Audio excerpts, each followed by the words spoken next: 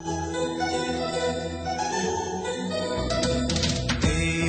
లోకమును ఎంతో ప్రేమించెను. దేవుడు లోకమును ఎంతో ప్రేమించెను. నిన్ను నన్ను ధరలో ప్రతివారిని నిన్ను నన్ను ధరలో ప్రతివారిని ఎంతో ప్రేమించెను. ప్రేమించి తెంచెను. దేవుడు లోకమును ఎంతో ప్రేమించెను. దేవుడు లోకమును ఎంతో ప్రేమించెను. హోప్ అండ్ రెస్టరేషన్ ప్రోగ్రాం వీక్షిస్తున్న మీ అందరికీ యేసుక్రీస్తు నామంలో శుభవందనాలు. అందరూ బాగున్నారండి? ఈరోజు నా ధ్యాన అంశము యేసుక్రీస్తు ప్రభువారు ఈ భూలోకానికి ఎందుకు వచ్చారు అనే అంశం మీద మాట్లాడదామని ఆశపడుతూ ఉన్నాను. ఈ సమయమందు ప్రార్థనతో మనం ప్రారంభించుకుందాము. అందరు కళ్ళు మూసినట్లయితే చిన్న ప్రార్థన. మహాపరిశుద్ధుడైన తండ్రి, మహాగణుడైన దేవ, మహాగౌరవపాత్రుడైన తండ్రి, నీ ఘనమైన నామానికి మీ వివరణ కొందనాలు స్తుతులు స్తోత్రాలు చెల్లించుకుంటున్నాము నాయన. అయా నీకు స్తోత్రాలు తండ్రి. ఇప్పుడు నాయన మాట్లాడబోచున్న నా స్వరం మరుగుపరచండి. నీ ఆత్మ ద్వారా నీ బిడ్డలతో మీరు ఏమైతే మాట్లాడని ఉద్దేశించి ఉన్నారో ప్రతిదీ మీరు బయలుపరచండి. ప్రతి ఒక్కరి హృదయాలు మీరు తాకమని అడుగుచున్నది. నీకు స్తోత్రాలు నాయన. పరిశుద్ధానికి స్తోత్రం. ఈ ఆత్మ సహాయం నీ నడిపింపును దయచేసి ప్రతి ఒక్కరితో సూటిగా తేటగా మీరు మాట్లాడమని యేసయ్య పరిశుద్ధ నామంలో అడిగి వేడుకుంటున్నాం మా పరమ తండ్రి, ఆమేన్. బైబిల్ గ్రంథంలో నుంచి యోహాను సువార్త 17వ అధ్యాయము 4వ వచనం. చేయుటకు నీవు నాకు ఇచ్చిన పని నేను సంపూర్తిగా నెరవేర్చి భూమి మీద నిన్ను మహిమపరచితిని. దేవుని యందు ప్రియమైన వారలారా, ఇక్కడ వాక్య గ్రంథంలో మనం చదువుకున్న వచనం ఎవరు మాట్లాడుతున్నారంటే యేసుక్రీస్తు ప్రభువారు మాట్లాడుతూ ఉన్నారండి. ఎవరితో మాట్లాడుతున్నారంటే తండ్రి అయిన దేవునితో మాట్లాడుతున్నారు. ఏమని మాట్లాడుతున్నారంటే చేయుటకు నీవు నాకు ఇచ్చిన పని సంపూర్తిగా నెరవేర్చుతిని అని చెప్పేసి మాట్లాడుతున్నారు. అసలు యేసుక్రీస్తు ప్రభువారు ఈ భూలోకానికి ఎందుకు వచ్చారు? అసలు రావడానికి కారణం ఏంటి అనంటే చాలా కారణాలు ఉన్నాయండి. లేఖనాలు నెరవేర్చడానికి వచ్చారు. అంతేకాదు దేవుని యందు ప్రియమైన వారలారా, ఇక్కడ చూస్తే లేఖనాల్లో ప్రతి ప్రవచనాన్ని నెరవేర్చడానికి యేసుక్రీస్తు ప్రభువారు ఈ భూలోకానికి వచ్చారండి. అంతేకాదు అనేకమైన శ్రమలు అనుభవించడానికి ఈ భూలోకానికి వచ్చారు. ఆయన పుట్టడంతో అనేకమైన శ్రమలు ఆయన్ని వెంటాడుతూ వచ్చాయి. పుట్టడంతో హేరోదు రాజు ఆయన చంపడానికి ప్రయత్నిస్తూ ఉన్నాడు. దేవుని యందు ప్రియమైన వారలారా, ఇక్కడ చూస్తే అప్పుడే కాదు, అప్పటి నుంచి తన సొంత వారు కూడా ఆయన్ని ప్రేమించలేదండి. ఎటు చూసినా శ్రమలు గుండా ఆయన పయనించిన జీవితం మనకు కనిపిస్తుంది. అంతేకాదు ఆయన ప్రాణం పెట్టడానికి వచ్చారు. కొరడా దెబ్బలతోటి ఆయన యొక్క శ్రమ ప్రారంభమై శిలువ మ్రాను మీద ఆయన బలి అయిపోయండి. ముళ్ళ కిరీటము ద్వారా ఆయనకు రక్తం కారుతూ ఉంటే అసలు చూడలేని పరిస్థితిలో కూడా దేవుని యందు ప్రియమైన వారలారా అంత శ్రమ అనుభవిస్తూ దేవుడు ప్రాణాన్ని మన కోసం పెట్టడానికి దేవుడు వచ్చాడండి. అంతేకాదు ఇంకా మరీ ముఖ్యంగా ఆయన సువార్త ప్రకటించడానికి వచ్చారండి. బైబిల్ గ్రంథంలోంచి చూద్దాము. ఆయన సువార్త ప్రకటించడానికి ఈ లోకానికి వచ్చారు. అది మనం బైబిల్ గ్రంథంలోంచి చూస్తే లూకా సువార్త 4వ అధ్యాయము 42వ వచనంలో చూద్దాం. ఉదయమైనప్పుడు ఆయన బయలుదేరి అరణ్య ప్రదేశమునకు వెళ్ళెను. జనసమూహము ఆయన వెదకుచు ఆయన యొద్దకు వచ్చి తమను విడిచిపోకుండా ఆపగా ఆయన, నేను ఇతర పట్టణములోను దేవుని రాజ్య సువార్త ప్రకటింపవలను, ఇందు నిమిత్తమే కదా నేను పంపబడితినని చెప్పాను, వారితో చెప్పాను. దేవుని యందు ప్రియమైన వారలారా, ఇక్కడ యేసుక్రీస్తు ప్రభువారు మాట్లాడుతూ ఉన్నారు.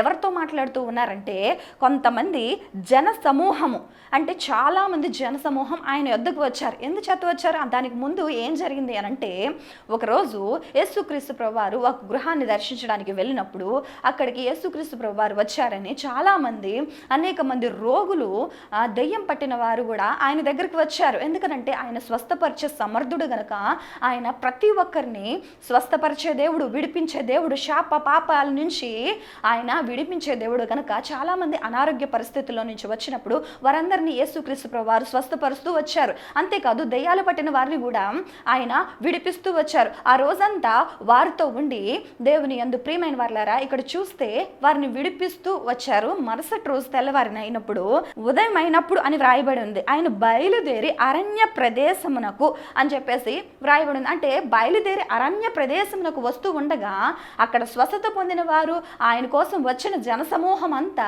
ఆయన యొద్దకు బయలుదేరి వచ్చేసారంటండి. ఎందుచేతానంటే ఆయన వారితోటే ఉంటే బాగుంటుంది, ఈయన మాతోటే ఉండిపోవాలి, ఈ అనేకమైన స్వస్థతలు ఈయన చేస్తున్నాడు, అద్భుతాలు చేస్తున్నారు కనుక ఈయన మా దగ్గరే ఉండిపోవాలని అనేకమైన జనసమూహము ఆయన యొద్దకు వచ్చారు. వచ్చినప్పుడు యేసుక్రీస్తు ప్రభువారు అంటున్నారు కదా, ఆయనతోటి ఉండిపోమని వారందరూ బలవంతం చేసినప్పుడు యేసుక్రీస్తు ప్రభువారు వారు బలవంతం చేస్తున్నారు కదా అని చెప్పేసి ఉండిపోలేదు. కానీ ఏమంటున్నారంటే అక్కడ వ్రాయబడింది, ఆయన నేను ఇతర పట్టణములోను దేవుని రాజ్య సువార్త ప్రకటింపవలను, ఇందు నిమిత్తమే కదా నేను పంపబడితే అని చెప్పేసి యేసుక్రీస్తు ప్రభువారు మాట్లాడుతూ ఉన్నారు. అంటే ఇక్కడ మనం కనిపిస్తూ ఉంది, వాళ్ళతో సూటిగా తేటగా దేవుడు మాట్లాడుతున్నాడు. నేను మీ దగ్గరికి ఉండిపోవడానికి రాలేదు, మీకు స్వస్థత పరుస్తూ మీకు దెయ్యాలు వెళ్ళగొడుతూ ఆ పని మాత్రం చేయడానికి నేను రాలేదు, కానీ దేవుని రాజ్య సువార్త ప్రకటించడానికి మీ మధ్యకి నేను వచ్చాను, దేవుని పని చేయడానికి నేను ఇక్కడికి వచ్చానని చెప్పేసి యేసుక్రీస్తు ప్రభువారు మాట్లాడుతున్నారు. తండ్రి ఆయన దేవుని పని చేయడానికి అని చెప్పేసి దేవుని పని ఏంటి అనంటే దేవుని రాజ్య సువార్త ప్రకటించడం అండి. ఆయన అంతా చేస్తూ ఉన్నాడు, కానీ ఒక ఏ లక్ష్యం మీద అయితే ఈ భూలోకానికి వచ్చాడో అది మర్చిపోలా. అందరినీ స్వస్థపరుస్తూ ఉన్నాడు, దయ్యాలను వెలగొడుతూ ఉన్నాడు, అనేక అద్భుత కార్యాలు చేస్తూ ఉన్నాడు, కానీ ఏ పని మీద అయితే వచ్చాడో ఆ పనిని దేవుడు మర్చిపోలేదండి. చాలా ఫోకస్గా ఉన్నాడు. చాలామంది మనము అనుకుంటూ ఉంటాం, నేను చాలా బిజీ లైఫ్ నేను ఉన్నాను, నాకు అసలు టైం లేదు అని చెప్పేసి అనుకుంటూ ఉంటారు. కానీ దేవుని యందు ప్రియమైన వారులారా, ఇక్కడ యేసుక్రీస్తు ప్రభువారు అంటండి ఆ చిన్నతనం నుంచి తన తల్లిదండ్రులకి 33.5 సంవత్సరాలు ఆయన బ్రతికారు, జీవించారు. తన తల్లిదండ్రులకు చాలా హెల్ప్ఫుల్గా ఆయన ఉంటూ ఉండేవారు. అంతేకాదు పగలేమో దేవాలయంలో బోధిస్తూ ఉండేవారు, రాత్రి అయినప్పుడు దేవునితో సహవాసం చేస్తూ ప్రార్థన యందు రాత్రంతా గడిపినట్లు మనకి లోకాసువార్తలో మనకి కనిపిస్తూ ఉంటుంది. అంటే ఆయన చాలా బిజీ లైఫ్, ఒక పక్కన ప్రార్థన, తండ్రితో సహవాసంలో ఉన్నాడు. అలా అంతేకాదు అనేకమైన కార్యాలు చేస్తూ ఉన్నాడు. సువార్తలో కాలినడక ఎప్పుడైతే బైక్స్ వెహికల్స్ ఇవన్నీ వచ్చినాయి కానండి, అప్పుడు యేసుక్రీస్తు ప్రభువారు కాలు నడకతో సువార్త చేస్తూ ఉండేవారు. అంత బిజీ లైఫ్లో కూడా ఆయన ఏ పని నిత్యం అయితే వచ్చాడో అది ఫోకస్ మాత్రం మర్చిపోలేదండి. అంత బిజీగా ఉన్నా కూడా ఆయన సువార్త ప్రకటించడమే తన ధ్యేయంగా ముందుకు వెళ్తూ ఉన్నాడండి. అంతేకాదు ఆయన చిన్న వయసులో 12 సంవత్సరాలు రాగానే దేవాలయంలో బోధిస్తూ ఉన్నాడండి. తండ్రి అప్పగించిన పని యందు ఎంత బాధ్యత కలిగి ఉన్నాడు అంటే చిన్నతనం నుంచే ఒక తీవ్రత కలిగి అనేక మందిని దేవుని రాజ్య సువార్త ప్రకటించి దేవుని రాజ్యానికి నడిపించాలి అని చెప్పేసి ఆయన కలిగి ఉన్న సంకల్పాన్ని నెరవేరుస్తూ ఉన్నాడు. ఒక సంకల్పం మీద ఒక పని మీద వచ్చినప్పుడు ఆ పని మీదే ఆయన దృష్టి అంతా కేంద్రీకృతం చేసుకుని ఉన్నాడు. దేవుని యందు ప్రియమైన వారులారా, ఈ మాటలు వింటున్న మీరు, దేవుడు మనల్ని ఈ లోకానికి పంపించారంటే ప్రతి ఒక్కరిని ఒక ఉద్దేశం రీత్యా పంపించారండి. ఆ ఉద్దేశం ఏంటో తెలుసా? దేవుని పని రీత్యా మనల్ని పంపించాడు. ఎప్పుడైతే మనము ప్రత్యేకింపబడిన వారమయం అంటే రక్షణ పొందుకుని ఉన్నామో, ఎప్పుడైతే దేవుడు మనల్ని రక్షించాడో ప్రతి ఒక్కరికి సువార్త చెప్పే బాధ్యత ఖచ్చితంగా ఉందండి. అందుకే దేవుడు మనల్ని ఎవరితో పోల్చాడో తెలుసా? ఉప్పుతో పోల్చాడు. ఉప్పుతో ఎందుకు పోల్చాడో తెలుసా? ఉప్పు ఏంటంటే పదార్థాలను చెడిపోనివ్వదు. దేవుడు అంటాడు మీరు లోకమునకు ఉప్పై ఉన్నారు అని చెప్పేసి దేవుడు మాట్లాడుతున్నాడు. ఉప్పు యొక్క గుణలక్షణం ఏంటంటే పదార్థాలను చెడిపోనివ్వదు. అంటే మనము అనేక మందిని అగ్నిలో నుంచి లాగినట్లుగా మన సువార్త ప్రకటించాలి. రక్షణ పొందుకున్న మనము అనేక మందిని దేవుని తరటి తిప్పాలండి. ఈ సమాజంలో, నేటి సమాజంలో జరుగుతున్నది ఏంటి అని అంటే, హౌస్ వైఫ్గా ఉన్నవారు ఇంట్లో ఉండి పిల్లల్ని చూసుకుంటున్నారు, పేరెంట్స్ చూసుకుంటున్నారు, భర్తను చూసుకుంటున్నారు, ప్రతిదీ చేస్తున్నారు, వంట చేస్తున్నారు, వాళ్ళకి పెడుతున్నారు, ప్రతిదీ చేస్తున్నారు. అంతే తెల్లవారిపోతుంది, మళ్ళీ సేమ్ రొటీన్ లైఫ్ అయిపోతుంది. ఇలా తన జీవితం అంతా కొనసాగుతూ ఆఖరికి వృద్ధాప్యానికి వచ్చేస్తున్నారండి. అంతేకాని దేవుని కోసం ఏమీ చేసింది లేదు, దేవుని కోసం సమయం ఇచ్చింది లేదు, దేవుని కోసము ఇంత కొంచెం సువార్త చెప్పింది లేదు, మన జీవితంలో జరిగిన ప్రతి కార్యాన్ని వివరించింది లేదు. దేవుడు మిమ్మల్ని ఎందుకు ఈ భూలోకానికి పంపించాడు అని అంటే మీ ఫ్యామిలీకి మీరు శాశ్వతం అయిపోవాలని పంపించలేదండి. దేవుని పని రీత్యా, దేవుని యొక్క సంకల్పం రీత్యా ఆయన పని చేయడానికి ప్రతి ఒక్కరిని నియమించారండి.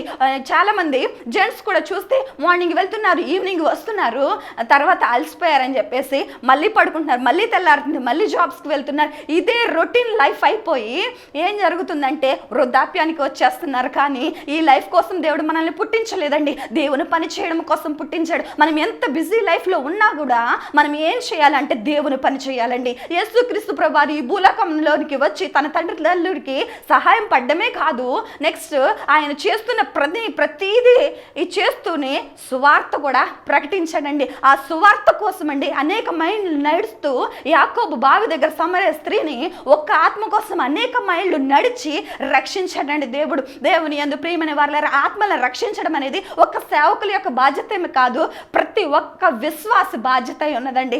బైబిల్ గ్రంథంలో వాక్యం సెలవిస్తుంది కదా, రోమియోలకు రాసిన పత్రిక 14వ అధ్యాయము 12వ వచనంలో ఏమనుందంటే ప్రతి ఒక్కరూ లెక్క అప్పచెప్పవలెను అని చెప్పేసి వ్రాయబడిందంటే ప్రతి ఒక్కరునండి దేవును మనము ఈ లోకంలో నిద్రించిన తర్వాత దేవుని సన్నిధికి వెళ్ళినప్పుడు దేవుడు లెక్కడినప్పుడు ఏమని చెప్పాలి? ప్రతి ఒక్కరూ అయ్యా నేను నిన్న ఆత్మలు రక్షించాను, అయ్యా నీకోసం ఇన్ని సువార్త ప్రకటించాను తండ్రి అని చెప్పేసి చెప్పేవారుగా ఉండాలి. కానీ అయ్యా నేను పుట్టాను, బ్రతికాను, పిల్లల కోసం ఇంత చేస్తాను, లేదంటే నేను ఇంత సంపాదించాను అనేది ప్రతిదీ ఏది లెక్కల్లోనికి రాదు. కానీ దేవుని కోసం మనము ఏం చేశామనేది లెక్కలకు వస్తుందండి. ఈరోజు ఈ వాక్యం ఉంటున్న మీరు మీ జీవితం రొటీన్గా కాదు, దేవుని కోసం నిలబడేగారుగా మీరు ఉండాలని ప్రభు మాట్లాడుతున్నాడండి. చిన్న ఉదాహరణ మీతో చెప్దామని ఆశపడుతూ ఉన్నాను. ఒక ఆయన తన పాపను తీసుకుని ఒక షిప్లో ప్రయాణం చేస్తూ ఉన్నాడండి. ఆ పాపకు తల్లి లేదు. ఆ పెద్ద షిప్లో ప్రయాణం చేస్తూ ఉన్నప్పుడు షిప్కి ఒక ప్రమాదం జరిగింది. ప్రమాదం జరిగినప్పుడు ఆయన ఏం చేశాడనంటే ప్రమాదం జరిగిన వెంటనే ఆ షిప్లో ఉన్న వారందరూ పేరెంట్స్ని, నెక్స్ట్ చిల్డ్రన్స్ కలిగిన పేరెంట్స్ని చిల్డ్రన్స్ని కలిపి ఆ చిన్న బోట్స్లో వారు పంపిస్తూ ఉన్న సమయంలో ఈయన కూడా పాపతో ఉన్నారని చెప్పేసి సేఫ్టీ జాకెట్స్ అందరికీ ఇచ్చారు. ఆ సేఫ్టీ జాకెట్ ఇచ్చి ఈయన్ని కూడా ఆ బోట్లో ఎక్కమని చెప్పినప్పుడు ఆయన ఏం చేశాడంటే పాపను మాత్రమే ఎక్కించి నేను తర్వాత వెళ్తానండి అని చెప్పేసి చెప్పారు. చెప్పిన తర్వాత ఆయన ఎందుకు చెప్తున్నారో అక్కడ ఉన్న వారికి ఎవరికి అర్థం కాలేదు. కానీ ఈ షిప్ ఎప్పుడైతే మునిగిపోవడం ప్రారంభించిందో అప్పుడు తారాజువులు పైకి వేస్తూ ఉన్నారు. పైకి వేస్తూ ఉన్నప్పుడు ఆ చీకటిలో ఆ తారాజువ వెలుగులో ఆ పాపకి ఆ తండ్రి ముఖం కనిపించింది. ఎలా కనిపించిందంటే ముఖమంతా కన్నీటితో నిండిపోయింది. ఎంతో వేదనతో ఉన్నాడు, ఎంతో బాధతో ఆయన ఉన్నాడండి. ఆ పాపకు అర్థం కాల తన తండ్రి ఎందుకు ఏడుస్తున్నాడు. కానీ ఏం జరిగిందనంటే పాపను పంపించిన వెంటనే ఏడుస్తూనే ప్రతి ఒక్కరి దగ్గరికి ప్రాణ భయంతో పరిగెడుతున్న ప్రతి ఒక్కరి దగ్గరికి వెళ్ళి ఏమని అంటున్నాడో తెలుసా? అమ్మ మీకు యేసయ్య తెలుసునా? యేసయ్య ఎవరో తెలుసునా? ఆయన ఈ లోకాన్ని రక్షించడానికి వచ్చిన గొప్ప దేవుడండి. ఆయన మీరు నమ్ముకున్నట్లయితే ఖచ్చితంగా మిమ్మల్ని రక్షిస్తాడు, మిమ్మల్ని ఈ ప్రమాదంలో నుంచి ఖచ్చితంగా మీరు మిమ్మల్ని కాపాడుతాడని చెప్పేసి ప్రతి ఒక్కరిని వార్త చెప్తూ ఉన్న సమయంలో ఏం జరిగిందంటే షిప్ 2 ముక్కలుగా అయిపోయి ఆ ఒక్క వాటర్లో మునిగిపోయిందండి. మునిగిపోయినప్పుడు సేఫ్టీ జాకెట్స్ వేసుకున్నారేమో తేలుతూ ఉన్నారు. తేలుతూ ఉన్న సమయంలో అప్పుడు కూడా సువార్త ఆపలా. ఏం చేస్తున్నాడంటే ఆయన ఆ ఈదుకుంటూనే వెళ్ళి మునిగిపోతున్న వారితో చెప్తున్నాడు, అమ్మా మీకు యేసయ్య గురించి తెలిసిన ఇప్పుడైనా యేసయ్యను నమ్మండి, ఆయనే నిత్య జీవం ఇచ్చే దేవుడు అని చెప్పేసి కేకలు వేస్తూ అరుస్తూ ఏడుస్తూ చెప్తూ ఉన్నాడండి. అప్పుడు ఒక యవనస్తుడు అన్నాడు కదా, అయ్యా నాకు యేసయ్య ఎవరో తెలీదు అని చెప్పేసి అన్నప్పుడు అప్పుడు ఏం చేశాడంటే ఆయనకున్న సేఫ్టీ జాకెట్ తీసి ఆ యవనస్తుడికి ఇచ్చాడండి. ఆ యవనస్తుడికి ఇచ్చినప్పుడు అప్పుడు ఏం జరిగిందనంటే ఆ యవనస్తుడు వేసుకోగానే ఈయన మునిగిపోవడం ప్రారంభమైంది. ఎందుకంటే ఈయనకున్న ఒక సేఫ్టీ జాకెట్ ఆ యవనస్తుడికి ఇచ్చి ఏమంటున్నాడో తెలుసా?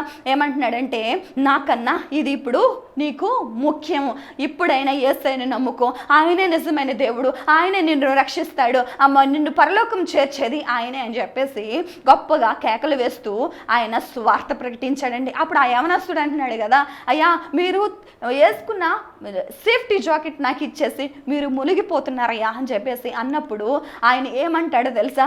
నేను ఇక్కడ కన్ను మూసినా నా తండ్రి దగ్గర నేను కన్ను తెరుస్తాను అని చెప్పేసి నువ్వు మాత్రం యేసయ్యను విడిచిపెట్టొద్దు అని చెప్పేసి ఆయన లోపలికి వెళ్ళిపోయాడండి. దేవునికి స్తోత్రం, హల్లెలూయా.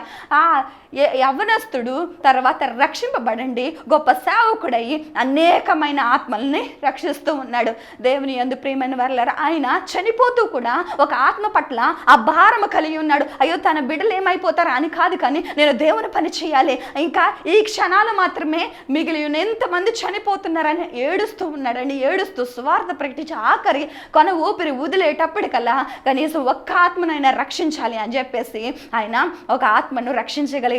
ఆ ఆత్మ ద్వారా అనేకమైన ఆత్మలు రక్షింపబడ్డాయండి. దేవునికి స్తోత్రం, హల్లెలూయా. కనుక కనుక ఈ వాక్యం వింటున్న మీరు ఈ భూలోకానికి వచ్చింది ఒక పని రీత్యా వచ్చారు. అది ఏంటి అనంటే దేవుని పని పూర్తి చేయాలి. ఏంటనంటే సువార్త ప్రకటించాలండి. ఇక్కడ యేసుక్రీస్తు ప్రభువారు సువార్త ప్రకటిస్తూ ఉన్నాడు. ఎలా ప్రకటిస్తూ ఉన్నాడంటే, దేవుని యందు ప్రియమైన వారలారా, ఎంత పని ఉన్నా ఏమి చేస్తూ ఉన్నా తన టార్గెట్ మర్చిపోలేదు. ఏ పని రీత్యా అయితే వచ్చాడో ఆ పనిని విడిచిపెట్టలేదు, కానీ ఆ పని చేసుకుంటూ వచ్చాడండి. అందుకే సిలువ మ్రాని మీదకి వెళ్ళినప్పుడు ఏమంటున్నాడో తెలుసా, లాస్ట్ మూమెంట్లో తన ప్రాణం పోయే పరిస్థితిలో ఉన్నప్పుడు ఆ సిలువ మ్రాని మీద వేలాడుతూ రక్తము దారులై కారిపోతూ ఉన్న సమయంలో, ముళ్ళ కిరీటము తల మీద పెట్టిన సమయంలో, రక్తమంతా కళ్ళ నుండి కారుతూ ఉన్న సమయం కూడా ఒక తీవ్రత కలిగి, ఒక ఆత్మ పట్ల బాధ్యత కలిగి, ఒక దొంగవాడిని సహితము ఆ సువార్త చెప్పి ఆ సిలువలో రక్షించాడండి. దేవునికి స్తోత్రము, హల్లెలూయా. అటువంటి ఒక గొప్ప తీవ్రత కలిగి దేవుడు ఆయన వచ్చిన పని సిలువ మాను మీద ఉన్నప్పుడు కూడా విడిచిపెట్టలేదండి, వదిలిపెట్టలేదు. అప్పుడు అంటాడు కదా 6వ మాట కింద ఏమని అంటారంటే సమాప్తమైంది అని చెప్పేసి. అంటే ఏమని అర్థము అనంటే ముగింపబడినది అని చెప్పేసి అర్థం అండి. అది ఎంతో నీరసంతో చెప్పలేదు, అయ్యో నా పని అయిపోయిందని చెప్పలేదు, కానీ జయోత్సాహంతో చెప్పాడు. ఇట్ ఈస్ కంప్లీటెడ్ అన్నాడు. అంటే నేను ఇక్కడికి వచ్చిన పని పూర్తి చేసేసాను అని జయోత్సాహంతో పలుకుతూ ఉన్నాడు. అంతేకాదు చాలా ఆనందంతో ఆ మాట పలికినట్లుగా మనకి కనిపిస్తూ ఉన్నదండి. 6వ మాట కింద దేవుడు సమాప్తమైందని పలికడానికి కారణం ఏంటంటే, ఈ భూమి మీదకి వచ్చిన పని దేవుడు పూర్తి చేశాడు. మరి మన పరిస్థితి ఏంటి? ఎప్పుడు రొటీన్లా మన లైఫ్ ఉండాలా? దేవుని కోసం నిలబడాలా? దేవుని కోసం కనీసం నిలబడి మన కుటుంబస్తుల కోసం ప్రార్థన చేసేవారిగా ఉండాలి. ప్రతిసారి సమస్యలు అనే సమస్యల వెంబడి కాదు, కానీ మీ గృహంలో ఎవరైతే మార్పు చెందలేదో, మీ భర్త కానీ, మీ భార్య కానీ, మీ బిడ్డలు కానీ, మీ బంధువులు కానీ, ఈ రోజు నుంచి ఒక టార్గెట్ పెట్టుకుంటే, అయ్యా నేను నా బంధువుల కోసము, నా మిత్రుల కోసము, నా బిడ్డల కోసము, నా భర్త కోసం, నా భార్య కోసము, నా చుట్టుప్రక్కల ప్రతి ఒక్కరి కోసం నేను ప్రార్థిస్తానయ్యా, వారి రక్షణ కోసం నేను వారి సువార్త ప్రకటిస్తానయ్యా అని చెప్పేసి గొప్ప తీర్మానం కలిగి ఉన్నట్లయితే ఈ భూలోకంలో కాదు, కానీ దేవుని పరలోకంలో మనము అనేకమైన బ్లెస్సింగ్స్ పొందుకునే వారుగా మనము ఉంటామండి. వాక్యం సెలవుస్తుంది, ఎవరైతే అనేక మందిని త్రిపుతారో వారు ఆకాశ మండలంలో జ్యోతిని పూర్ణ నిత్యం మంచిగా ప్రకాశించే వారుగా ఉంటారని దేవుని వాక్యం సెలవిస్తూ ఉన్నది. అంటే మనం అంతలా దేవుని కోసము మనము ప్రకాశించే వారుగా ఉండాలి. కానీ ఈ భూలోకం అశాశ్వతమైనదండి. మనం ఈ భూలోకంలోనికి వచ్చింది ఎందుకనంటే పరదేశులుగా మాత్రమే మనము వచ్చామండి. మనము దేవుని రాజ్యానికి వెళ్ళిపోవలసి ఉన్నది. కానీ ఈ భూలోకంలో మనం జీవించడం కోసం ఇన్ని సంవత్సరాలు వ్యర్థముగా కష్టపడుతూ మన జీవితం అంతా అయిపోతుంది. కానీ దేవుని రాజ్యంలోని యుగాలు బ్రతకవలసిన దేవుని రాజ్యం కోసము మనము కొంచెం కూడా కష్టపడట్లేదు, దేవునికి టైం ఇవ్వట్లేదు, సమయం ఇవ్వట్లేదు, సువార్త ప్రకటించలేదు, ఏదో నామకార్థముగా ఉన్నామేమో మనము గమనించుకోవాలి. ఈ రోజు నుంచి అయ్యా నీకోసం నేను కష్టపడతానయ్యా, అయ్యా కొంతమందినైనా నేను నీకోసము రక్షిస్తానయ్యా అని చెప్పేసి ఉండాలని దేవుడు ఆశపడుతూ ఉన్నాడని. మనం దుర్దినాల్లో ఉన్నాము, అపాయకరమైన దినాల్లో ఉన్నాము. దేవుని రాకడ ఎప్పుడు వస్తుందో, దేవుని రాకడ సమీపముగా ఉన్నది కనుక ప్రతి ఒక్కరూ సువార్త ప్రకటించాలి. ప్రతి ఒక్కరూ వారి కుటుంబాల కోసము రోధించే స్త్రీల వలె మనం ఉండాలని దేవుడు ఆశపడుతూ ఉన్నాడు. సువార్త ప్రకటించే వారిగా మనం ఉండాలండి. మనకి అప్పగించిన బాధ్యత ఏంటో తెలుసా? ఏంటంటే సువార్త ప్రకటించడం. మీ జీవితంలో సువార్త ఎలా ప్రకటించాలండి అని చెప్పేసి మీరు అనుకుంటూ ఉంటారేమో. మీ జీవితంలో దేవుడు చేసిన కార్యాలు మీ ఇరుగు పొరుగు వారితో పంచుకోండి. అంతేకాదు మీ కుటుంబస్తులతో, పిల్లలతో కలిసి షేర్ చేసుకుంటూ ఉండండి. ఆయన యొక్క గొప్పతనాన్ని వివరిస్తూ ఉండండి. దేవుని యందు ప్రియమైన వారలారా, ఈ సువార్త ప్రకటించాలని దేవుడు కోరుకుంటూ ఉన్నాడు. ఇక్కడ యేసుక్రీస్తు ప్రభువారు ఈ భూలోకానికి ఒక పని రీత్యా వచ్చాడు. ఒక పనే కాదు, అనేకమైన పనులు కంప్లీట్ చేశాడండి. దేవుని యందు ప్రియమైన వారు, అదే బాధ్యత మనకు అప్పచెప్పాడు. ఈ భూలోకంలోనికి మనం వచ్చింది ఏంటంటే సాధారణమైన పని చేయడానికి కాదు, అసాధారణమైన పని చేసి దేవుని రాజ్యానికి అనేక మందిని, మనతో పాటు అనేక మందిని సిద్ధపరచడానికి దేవుడు మనల్ని పిలుచుకున్నాడు. మనకి రక్షణ అనుగ్రహించారు. ఈ వాక్యం వింటున్న మీరు దేవునికి కావాలి. ఆయన పని చేయాలని దేవుడు కోరుతూ ఉన్నాడు. దేవుని పని చేయడంలో ఎప్పుడు నిర్లక్ష్యం చేయకండి. కనుక మనం వచ్చిన పని దేవుడు ఎలా అయితే పూర్తి చేశాడో అలాగే మనము కూడా పూర్తి చేయాలని ఆశపడుతూ ఉన్నాడు. ఈ రోజు నుంచి అయ్యా నేను నీ పని చేస్తానయ్యా, నీకోసం నేను బ్రతుకుతానయ్యా, నీకోసం నేను జీవిస్తానయ్యా అని చెప్పేసి ఒక తీర్మానం, గొప్ప తీర్మానం కలిగి మనము ఉండాలని దేవుడు కోరుకుంటున్నాడు. ఒక విషయం మనం మర్చిపోకూడదు. అది ఏంటి అనంటే ఊపిరి ఉన్నంత వరకే సువార్త మనము చెప్పగలము. ఊపిరి ఆగిపోతే ఏం చేస్తారో తెలుసా? దేవుడు లెక్క అడుగుతాడండి.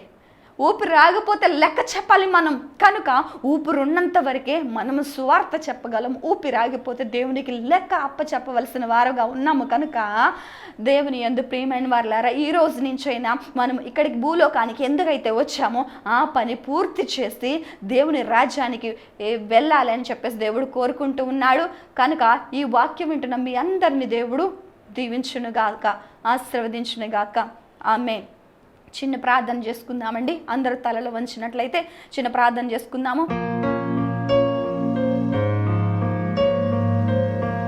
మహాపరిశుద్ధుడైన తండ్రి, మహాగణుడైన దేవ, మహాగౌరవ పాత్రుడైన తండ్రి, నీ ఘనమైన నామానికి మీ విలువైన పాద పద్మలకు వందనాలు, స్తుతులు, స్తోత్రాలు చెల్లించుకొనుచున్నాము తండ్రి. అయ్యా వాక్యము ద్వారా నీ బిడ్డలతో మీరు మాట్లాడిన విధానాన్ని బట్టి నీకు స్తోత్రాలు నాయన. పరిశుద్ధానికి స్తోత్రాలు, గొప్ప దేవానికి స్తోత్రాలు, గొప్ప కార్యాలు జరిగించేవాడానికి స్తోత్రాలు నాయన. అయ్యా ఈ భూలోకానికి మీరు నాయన అయ్యా అనడు తండ్రి ప్రభు ఒక పని రీత్యా మీరు వచ్చి ఉన్నప్పటికీ అనేకమైన పనులు పూర్తి చేసి జయోత్సాహముతో అయ్యా సమాప్తమైనదని సిలువలో పలికి ఉన్నారు డాడీ. నీకు స్తోత్రాలు యేసయ్యా. మేమందరము నాయన అయ్యా అనడు తండ్రి మీరు ఇచ్చిన పని పూర్తి చేసి డాడీ నీకు స్తోత్రాలు యేసయ్యా. నీ రాజ్య వారసులు అవడానికి మాకు సహాయమును దయచేయమని అడుగుతున్నాను దేవా. నీకు స్తోత్రాలు యేసయ్యా. ఎవరైతే ప్రార్థనలు ఏకీభవిస్తున్నారో నాయన, ఈ రోజు నుంచి తీర్మానం కలిగి ఉన్నారో, నీ వైపు అనేక మందిని ఎవరైతే తిప్పాలని ఆశపడుతున్నారో, తృష్ణ కలిగి ఉన్నారో డాడీ నీకు స్తోత్రం, ఎవరి ఆశ తీర్చమని అడుగుతున్నాను దేవా. నీ నడిపింపుడు వరకు దయచేయండి. సువార్త ఎలా ప్రకటించాలో నాయన మీరు నేర్పుని దయచేయమని అడుగుతున్నాను దేవా. నీకు స్తోత్రాలు యేసయ్యా. పరిశుద్ధుల వారి కుటుంబంలో ఎవరైతే మారు మనసు పొందలేని వారు ఉన్నారో, అయ్యా నీకు దూరంగా ఉండిన వారు ఉన్నారో,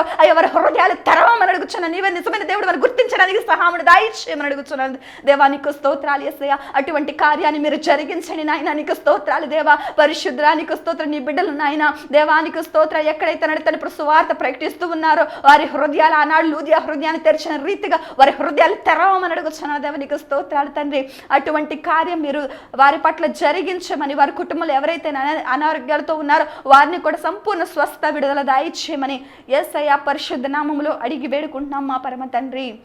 ఆమేన్. Praise the lord. God bless you.